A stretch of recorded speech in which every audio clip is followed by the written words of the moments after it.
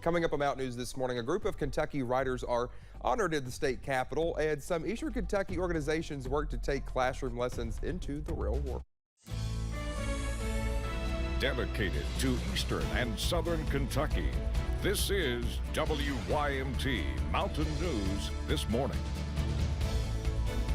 It's already 5:32, and I'm already chuckling and acting up. Good morning to you. I'm Dakota Makris. It's Wednesday. Let's take it over to Brandon for a look at our forecast.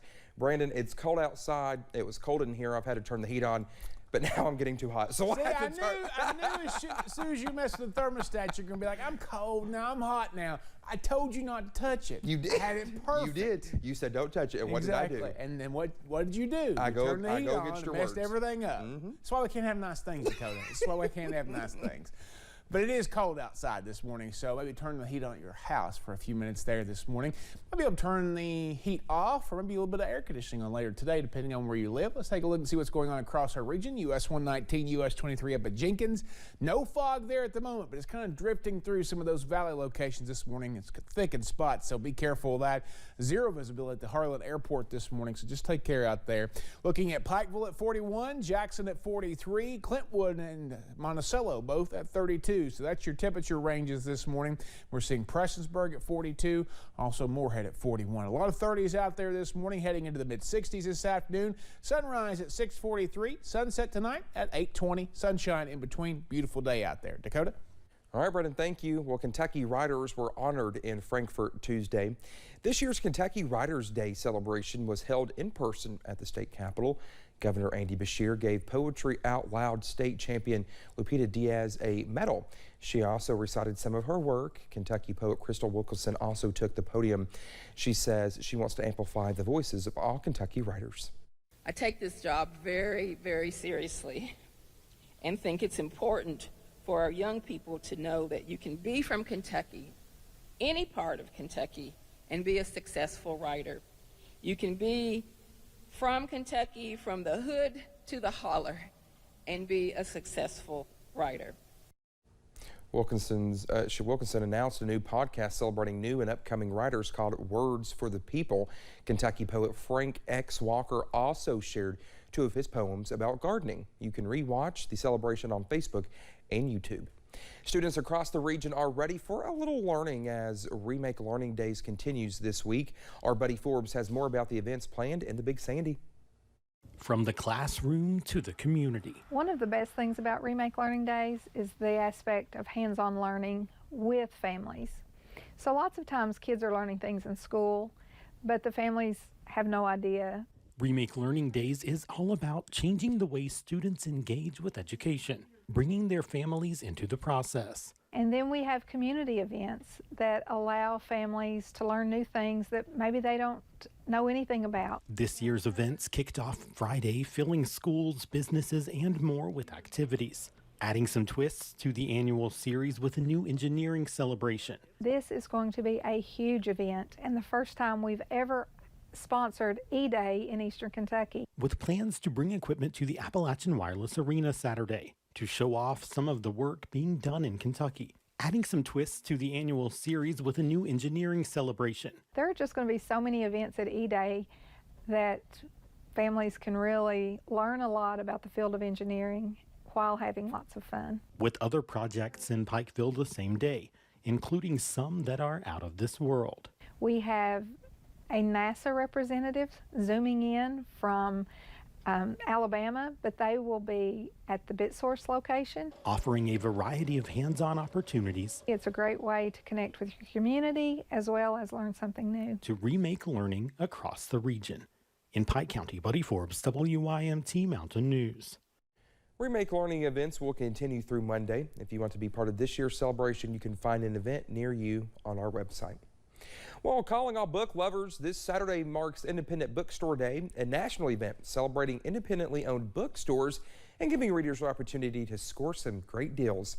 The Red Spotted Newt here in Hazard is one local bookstore participating and one of the very few indie bookstores in the region. Owner Mandy Scheffel says she will be offering giveaways and various deals on merchandise.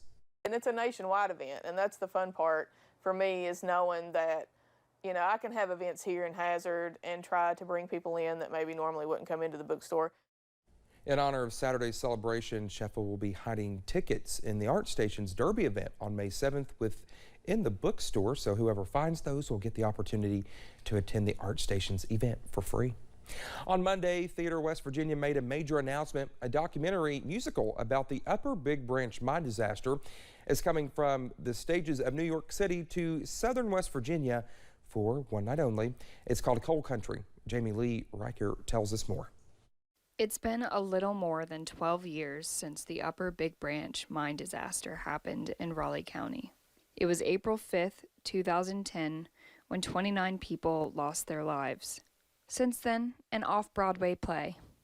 It tells the story of those who were lost and those who survived. And I'm not much of a sculptor, and if I could have made a Mount Rushmore to these 29 men, I would have done it. So, you know, everything that we're doing is done respectfully, and it's in the words of the West Virginians who lived it. We're documentary theater makers. We're not making stuff up. The play is making its way from the stages in New York City to Woodrow Wilson High School's stage in Beckley. Veteran actors and Grammy Award winner Steve Earle will be performing a play depicting the disaster. It's called Coal Country, and it will be performed on Monday, May 9th at 7:30 in the evening. I think we're going to have a full house that night to pay respect to those 29 and to their family members, and to tell the world what impact that had on our community. But as I always like to say, West Virginians are the greatest people in the world, and there's no tragedy that we will ever let anyone else define us. We'll always help each other through something like this. There are scenes in this that are graphic when it comes to the aftermath of the explosion and what happened to the folks that were there that day, and one of the most important parts of the story is what happened to the people that survived, since it's their stories.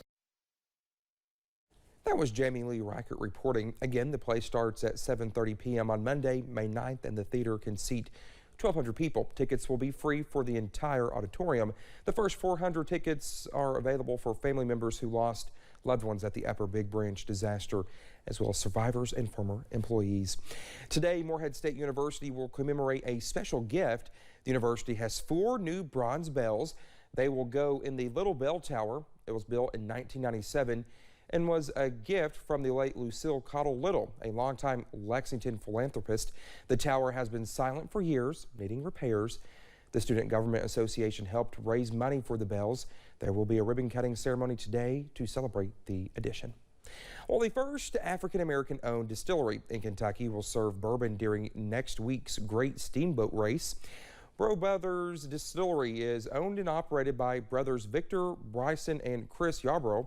They held a special tasting yesterday morning to determine which batch of bourbon will be served on the Belle of Louisville during the race.